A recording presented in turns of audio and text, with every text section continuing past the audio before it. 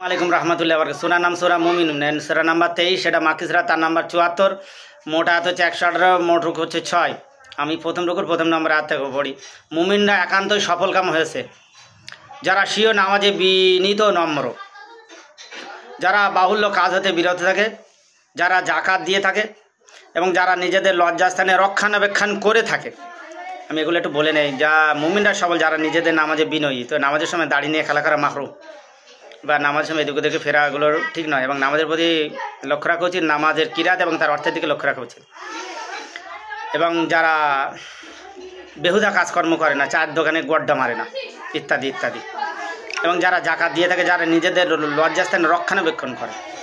আমি বলেছিলাম মুখাশাবাতুল কলিম গাজ্জাল রহমতুল্লাহ কেতাব থেকে যে ইউসুফ আলাইহিস সালামকে যখন জুলাইখা তাড়া দিয়েছিল রেপ করার জন্যে, তো ইউসুফ আলাইহিস সালাম ওই প্যান্টের যেগুলো কিচ্ছা কাহিনীর কেতাবে এসেছে, সই হাদিস আমি বলতে পারবো না। তো সেখানে ইউসুফ আলাইহিস সালাম তিনি তার প্যান্টে 11টা গেরো দিয়েছিলেন, ওই পা প্যানে 11টা গেরো। আর এখনকার ছেলেপিলেরা এখন হলে চেন খুলে দেবে, মাফ করবেন আমাকে, যেটা বাস্তব সেটাই বলছি। সব পকড়ে করে কন্ডমলে ঘুরে বেড়ায় মুসলমানের ছেলেরা এখন প্রায় আমি দেখি অমুসলিমদের কথা বলবো না, তাদের সঙ্গে আমি মিশনে বন্ধুত্ব নিই, বলে বেড়াই। লজ্জা লাগে না?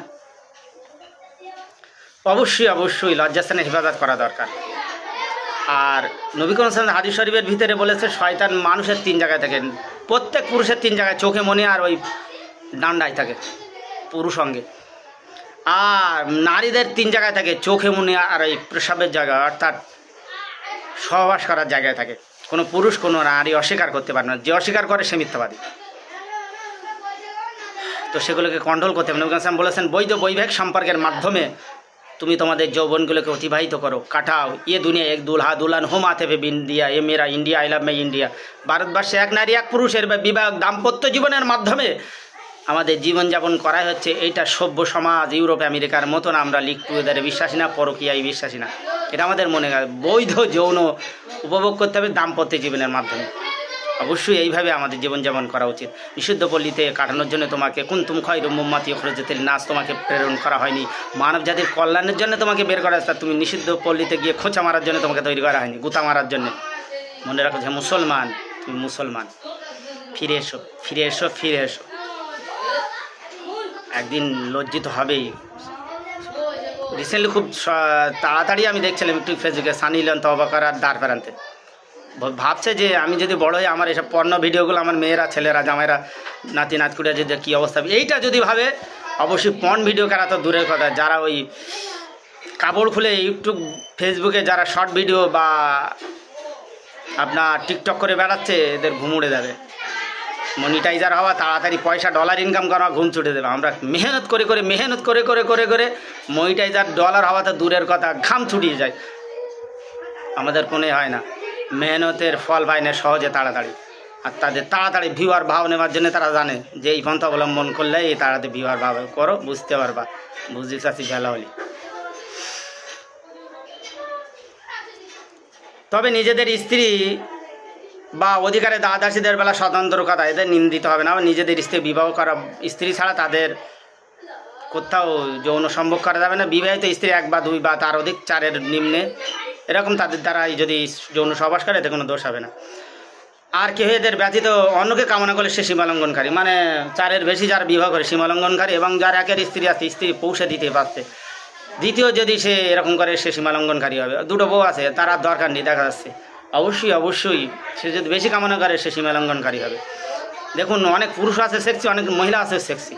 কিছু কিছু পুরুষ তার 1-এর অধিক স্ত্রী হলে ভালো হয়। আবার কিছু কিছু মহিলা আছে ওই একটা পুরুষ তার ঠিক মতন দিয়ে উঠতে পারে না, সবসময় গুজে দিয়ে রাখলে ভালো হয়।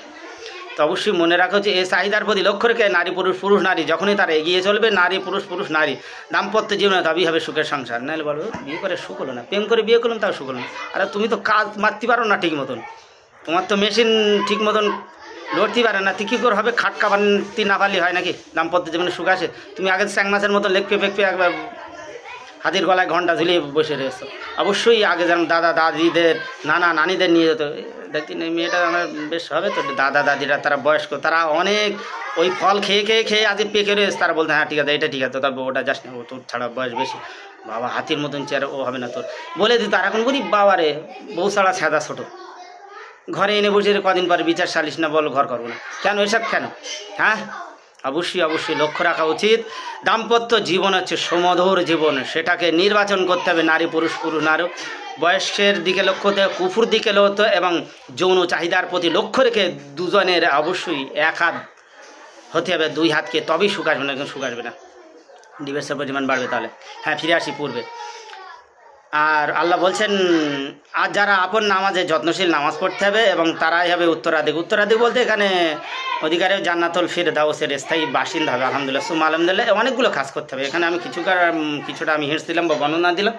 নামাজ তো অবশ্যই পড়তে হবে, আমানতে লোক খেয়ানত করলে হবে না, রক্ষা করতে হবে। যৌন বিষয় সচেতন থেকে সেটাকে জায়েজ পন্থায় ব্যয় করতে হবে, মানে স্বামী স্ত্রী স্বামীর মাধ্যমে বাইরে গেলে হবে না, সোরাই খেলে হবে না, বা আপনার পরকীয়ায় করলেও হবে না।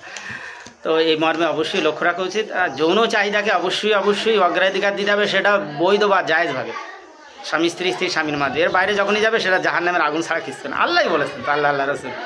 যাও, যারা এরকম পরকীয়া করবে কিয়ামতের দিন তাদেরকে পুরুষদের বলবে, নারীদের আগুন দিয়ে নারী তৈরি হবে, সেই নারীর সঙ্গে সহবাস করতে বলবে, লে মেলামেশা কর, মাল তো খুব মেরেছিস, লে এবার লাগা। নারীদের আগুনের পুরুষ তৈরি করে, বলে লে লাগা। এবারে সে তো জাতি যেমন ফেরেশতারা জোর করে তাদের জাপটি করে ধরিয়ে দেবে, এবারে ওই আগুনের লিঙ্গ দিয়ে তাদের সহবাস করে আগুনের বীর্য দেবে, তাদের জ্বরে উঠে আগুনের বাচ্চা হবে। ফেরেশতারা এসে সিজার করবে, দাব না ফেড়ে সিজার হবে, পেট ফেড়ে হবে না, দাব না ফেড়ে সিজার করবে, এটা বর্ণনায় এসেছে। তো বিশেষ করে এমন অনেক কেতাবও আছে, আমি দেবো ইনশাল্লাহ, প্রুফ সহকারে দেবো, 100% প্রুফ সহকারে দেবো ইনশাল্লাহ। তো কত মজা মারবা মারো, আগুনের পুরুষ আগুনের নারীদের সঙ্গে যদি মেলামেশা করতে হবে, এদিকেই মজা মারো, বুঝবা চাষি বেলা হলে অত সোজা পরের ফুলি মধু খাতি কি আনন্দ। যখন আগুনের ফুলির সঙ্গে মধু খাতি দেবে তখন বুঝতে পারবা। খেলার নাম বাবা, আর কবরে গেলেই তো কবরে সাপ খেলবেল করবে।